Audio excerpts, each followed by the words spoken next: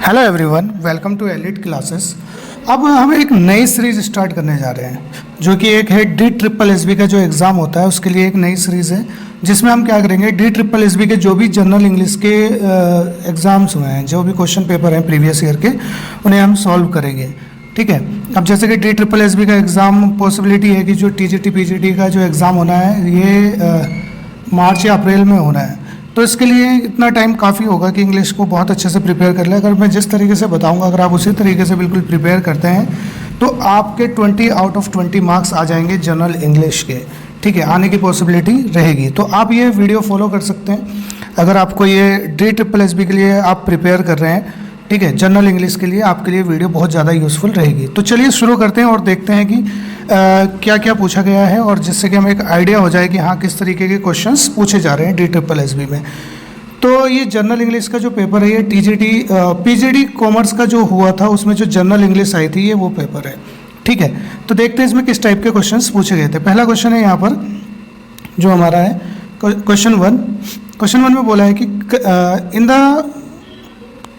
In the following questions, 4 sentences are given. Out of 3 sentences are grammatically incorrect. मतलब इसमें 3 sentences जो हैं वो grammatically incorrect हैं, while 1 is correct और एक क्वेश्चन करेक्ट है। तो हमें मतलब एक सेंटेंस करेक्ट है, तो हमें यही फाइंड करना है, इसमें से ये बताना है कि कौन सा करेक्ट है। ठीक है, तो हमें क्या करना है, सिलेक्ट करना है कि करेक्ट आंसर कौन सा है। तो देखते हैं पहले फर्स्ट वाले में जो हमें यहाँ पर गिवन है, it is very important that we continue to following the health condition. देखो ये गलत है, सेंटेंस गलत क्यों है इसका मैं बताता हूँ। जैसे इसमें गलती जो है वो इन्फिनेटिव की है, तो टू के बाद जो हम यूज़ करते हैं वो फर्स्ट फॉर्म यूज़ करते हैं। तो यहाँ पर टू के बाद जो ये फॉलोइंग आया है, यहाँ पर इसमें ये गलती है। टू के बाद जो होना चाहिए था फर्स्ट फॉर्म होना चाहिए था, इसमें ING फॉर्म यूज़ कर लिए। तो यहाँ पर फॉलोइंग का क्या हो जाएगा, अगर ये फॉलो होता तो ये ठीक होता। ठीक है, दूसरा सेंटेंस देखते हैं यहाँ पर कि gatherings will have to have limitations on maintain an adequate safety distance. देखो इसमें जो गलती है वो यहाँ पर जो गलती है वो ये है कि इसमें ऑन की गलती है और यहाँ पर इस पार्ट में इसके गलती है। गलती क्या है कि पहली बात तो प्रीपोजिशन की गलती है, ऑन की बजाय यहाँ पर ऑफ आना चाहिए था, और प्रीपोजिशन के बाद जो वर्ब आती है उसके बाद जो वर्ब आती है वो ING फॉर्म में आनी चाहिए थी, जो कि हमें सिर्फ फर्स्ट फॉर्म की फॉर्म में यहाँ पर देखने को मिल रही है। तो यहाँ पर हमें ये चेंज करना होगा इसमें। तो यहाँ पर क्या हो जाएगा, ऑफ मेंटेनिंग। ठीक है, तो ये मेंटेन लिखा है तो मेंटेनिंग हो जाएगा, इसमें क्या हो जाएगा ING भी लग जाएगा, तो ये सही हो जाएगा। ठीक है, तो इसमें ये एरर हो गई। दूसरा पार्ट थर्ड देखते हैं इसमें क्या है, the government did not knew when the borders will be reopen. देखो जब ये इसमें जो गलती है वो यहाँ पर गलती हमें जो देखने को मिल रही है वो ये है, डिड नॉट न्यू। ठीक है, एक्चुअल में यहाँ पर जो वर्ब गलती है वो वर्ब में है, क्योंकि डिड के बाद हम जो यूज़ करते हैं वो वर्ब की फर्स्ट फॉर्म यूज़ करते हैं। तो न्यू नहीं होना चाहिए था, यहाँ पर नो होना चाहिए था, NOW ये होना चाहिए था। तो 3 सेंटेंस जो है हमारे पहले ही गलत हो गए, तो फोर्थ वाला जो सेंटेंस है ऑब्वियसली वो करेक्ट होगा। तो देखते हैं कि फोर्थ सेंटेंस क्या है, until there is a vaccine nothing will be the way it was before. तो ये सही हो गया हमारा इसका। देखते हैं कि जो नेक्स्ट क्वेश्चन है वो ये हमारा, identify the segment in the sentence which contain the grammatical error. इसमें हमें ये बताना है कि इसमें ग्रामेटिकल एरर कहाँ है। तो सेंटेंस जो है वो हमारा ये है, the whole block of flats includes 2 shops were destroyed. ये हमारा सेंटेंस है। इसमें गलती देखनी है कि हमें गलती कहाँ है। तो इसमें अगर हम गलती देखें सेंटेंस में तो हमें गलती मिलेगी वो देखने को यहाँ पर। ठीक है, 2 जगह पर इसमें एक्चुअल में गलती है। एक तो इसमें यहाँ पर इंक्लूड्स में गलती है, ठीक है, और दूसरी जो गलती इसमें हमें देखने को मिलती है वो है वर की जगह पर। ठीक है, तो एक तो यहाँ पर गलती हो गई और एक ये यहाँ पर गलती हो गई इस सेंटेंस में।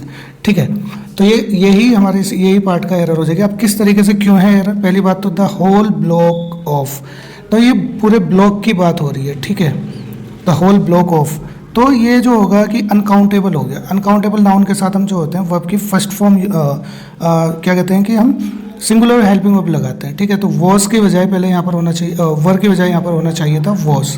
ठीक है, और दूसरी बात यहाँ पर क्या हो गया, the whole block of flats includes लिखा है, includes 2 shops were destroyed in fire. तो यहाँ पर इंक्लूड्स नहीं होना चाहिए था, यहाँ पर होना चाहिए था इंक्लूडिंग। तो ये सेंटेंस सही हो जाता है। तो एरर जो है हमारे इसी पार्ट में है।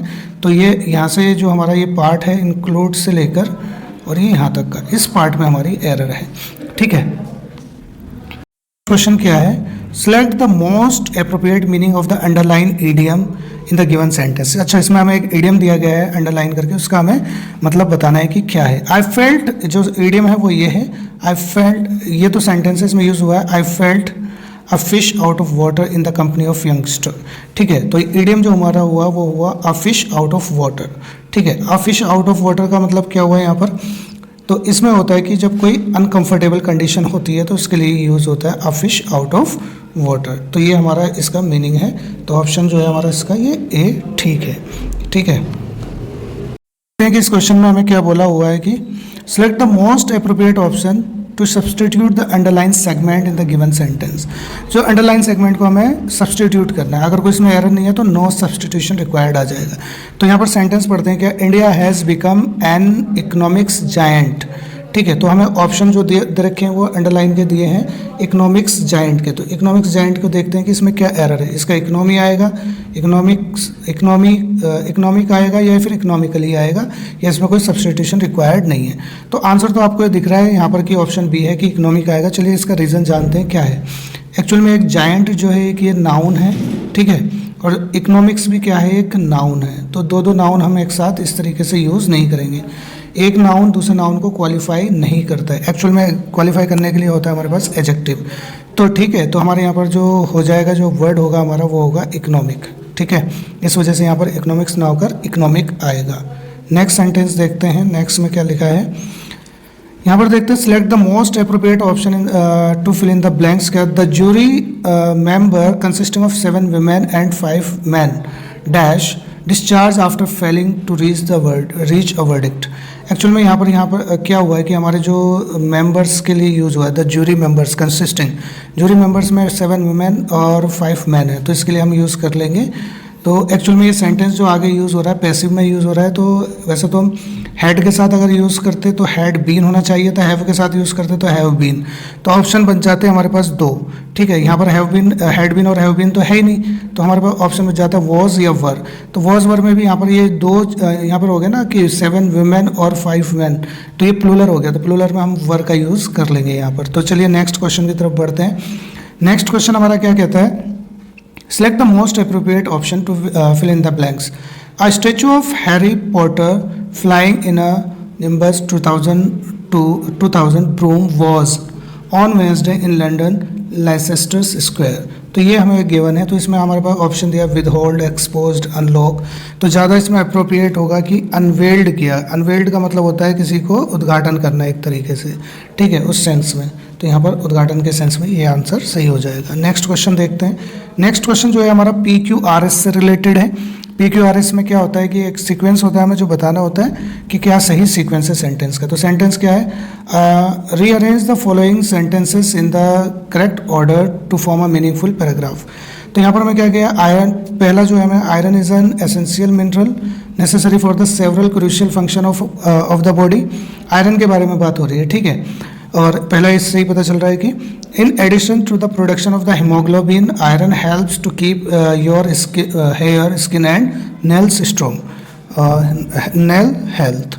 ठीक है, तो ये है। और देखो इसमें क्या होगा कि आयरन की बात हो रही है और आयरन को ही आगे कंटिन्यू किया गया है कि in addition to the production of haemoglobin. Iron का एक्चुअल में हीमोग्लोबिन प्रोड्यूस करने का तो काम होता ही है, उसके साथ साथ वो हमारी स्किन वगैरह को, हेल्थ वगैरह को क्या रखता है, हेयर वगैरह को हेल्दी रखता है। उसके बाद क्या बोल रहा है, इसका मतलब हमारा P और S का कॉम्बिनेशन एक साथ बनेगा, P और S का। तो हम चेक कर सकते हैं P और Q का, मैं P और S बता रहा हूँ, P और Q का कॉम्बिनेशन, क्योंकि ये P है और ये Q है। तो हम चेक कर लेते हैं PQ हमें कहाँ कहाँ गिवन है। तो PQ एक तो यहाँ पर गिवन है और एक यहाँ पर सीक्वेंस में, जैसे कि PQ और एक PQ यहाँ पर। तो इसमें से ये दोनों तो हमारे क्या हो गए, कैंसिल हो गए। इन दोनों में से कोई सा होगा। अब चेक कर लेते हैं कि Q से स्टार्ट होगा या फिर R से स्टार्ट होगा। अगर मैं R से बोलता हूँ, a large number of people across a globe are suffering from the problem of iron deficiency anaemia. ठीक है, इसमें यहाँ पर आयरन डेफिशिएंसी की बात हो रही है। Women belonging to the menstruating age group are more prone to this efficiency. देखो दिस डेफिशिएंसी, और यहाँ पर डेफिशिएंसी की बात हुई थी, तो पहले डेफिशिएंसी उसके बाद फिर दिस डेफिशिएंसी। तो ये मतलब कि उसके बाद क्या आ जाएगा, R आएगा, और R के बाद जो आएगा फिर S आएगा। PQRS से ही रिलेटेड है, इसमें देखते हैं कि क्या गिवन है। इट्स वाइडली एस्टेब्लिश, मतलब यहाँ पर जो हमें बोला गया है, क्या बोला गया है, it's widely establish that Hitler died in a bunker in Berlin, ठीक है, मतलब हिटलर के मरने की बात हो रही है बर्लिन में, बंकर में। और उसके बाद बोला है how ever rumours of his escape abound, मतलब कि वो बर्लिन में मर गया था, मतलब बंकर में, लेकिन उसके फिर भी र्यूमर्स हैं, क्या र्यूमर्स हैं, abound of his escape abound, ठीक है। और र्यूमर्स की बात हो रही है, तो र्यूमर्स की बात हो रही है, फिर उसके बाद आ गया these rumours, these are just rumours, ठीक है। तो इसका मतलब र्यूमर की बात होगी और फिर दोबारा से दीज आर होगी, तो इसका मतलब P और Q एक साथ चलने वाले हैं, क्योंकि अगर जिसकी पहले बात हुई है र्यूमर की और उसी के बाद हमने फिर प्रोनाउन कर यूज़ करके इसी की बात कर ली, तो दोनों सीक्वेंस में आएंगे। Not fact of confined by historical records, ये आगे की बात बोल दी इसमें।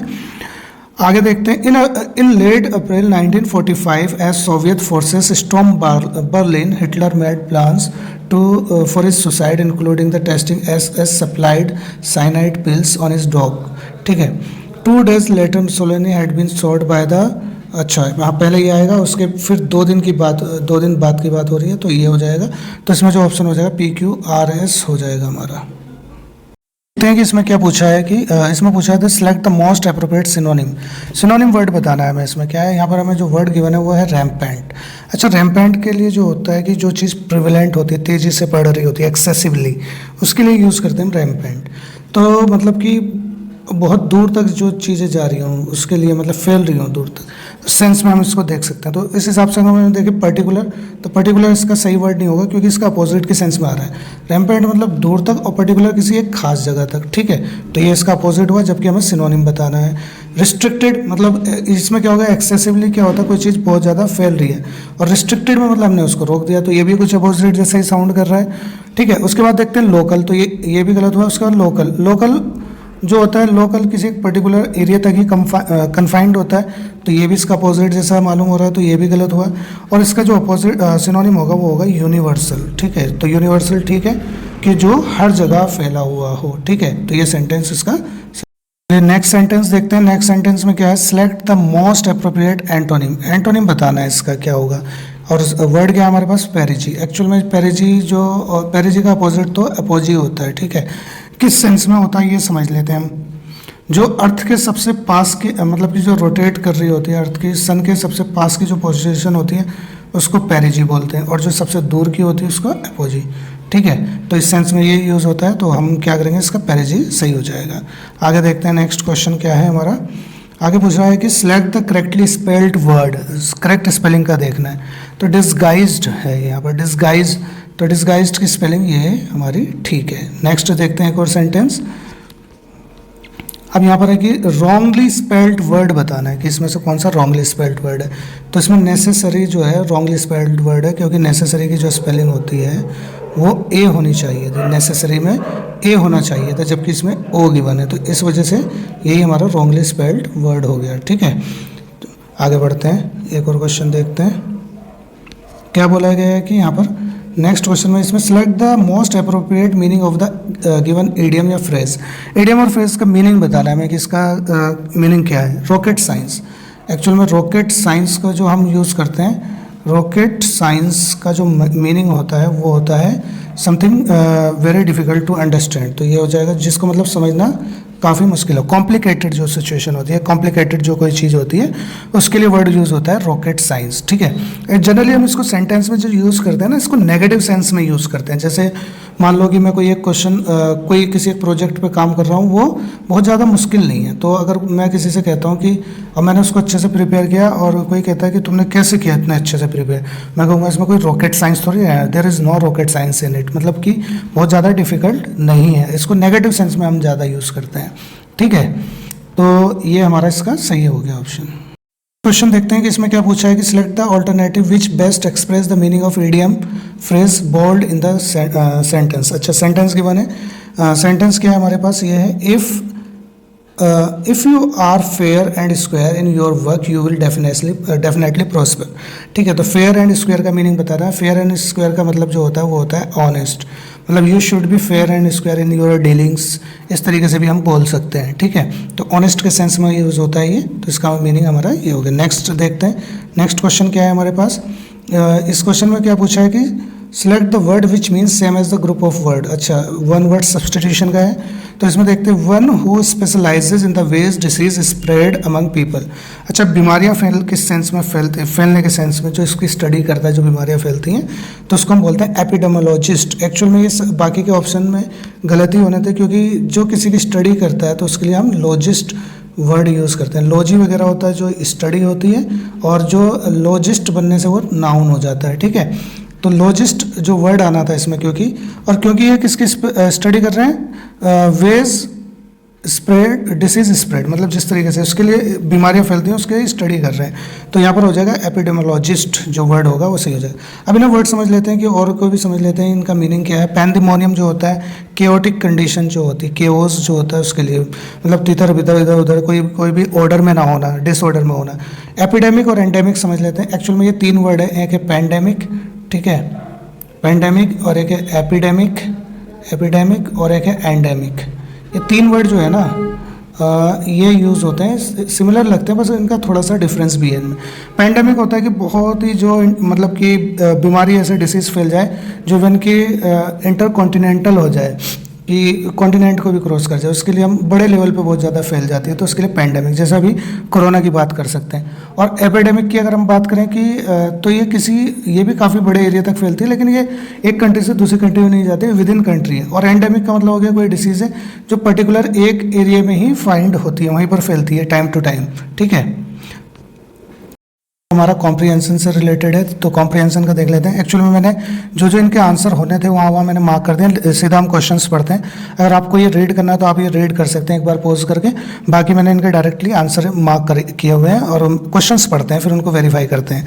क्वेश्चन क्या है कि इसमें why did the marathon war break out between Persia and Greek, मतलब पर्सिया और ग्रीक में वॉर क्यों हो गया था, ये हमें बताना है।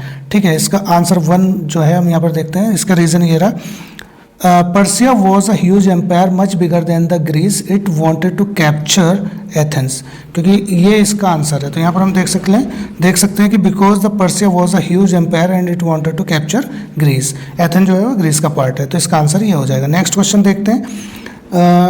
The total number of soldiers died in the battle, इस बैटल में टोटल कितने सोल्जर मारे गए थे, तो देखते हैं इसमें कितना है, क्या ऑप्शन है इसका। दूसरा मैंने मार्क किया हुआ है, कहाँ पर मार्क किया है, दूसरा सेकेंड ईयर। अच्छा, टोटल नंबर ऑफ सोल्जर्स, अच्छा तीसरा बोल दिया मैंने ये एक्चुअल में, चलो कोई नहीं।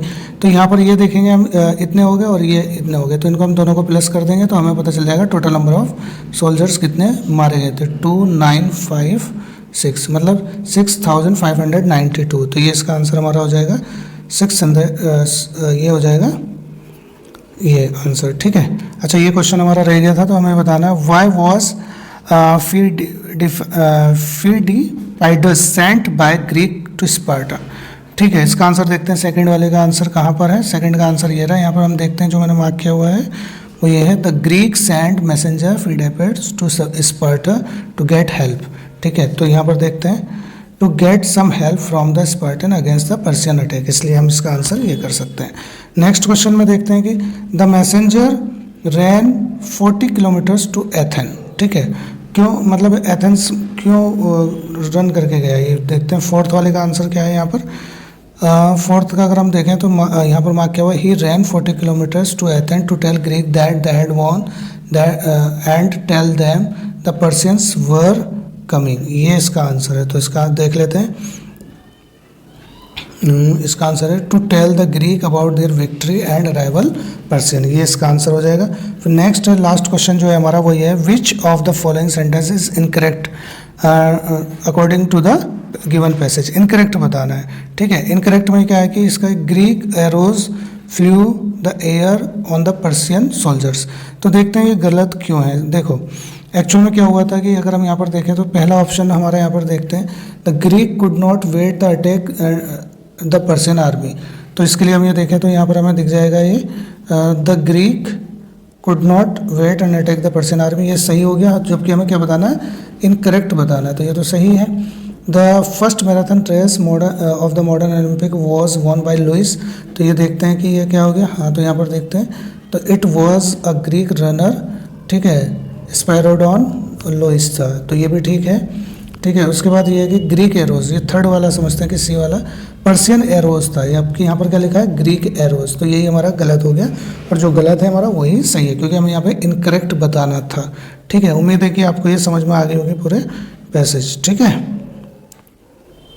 क्वेश्चन पेपर है जो हम डिस्कस कर रहे हैं ये पीजीडी कॉमर्स में पूछा गया था। कब पूछा गया था देख लेते हैं हम, 21/6/28 को, मतलब ये 28 जून 2021 को पूछा गया था। ये क्वेश्चन पेपर था पीजीडी कॉमर्स का जो हमने डिस्कस कर लिया और ये इसमें मैंने जर्नल इंग्लिश वाला पार्ट बताया है आपको।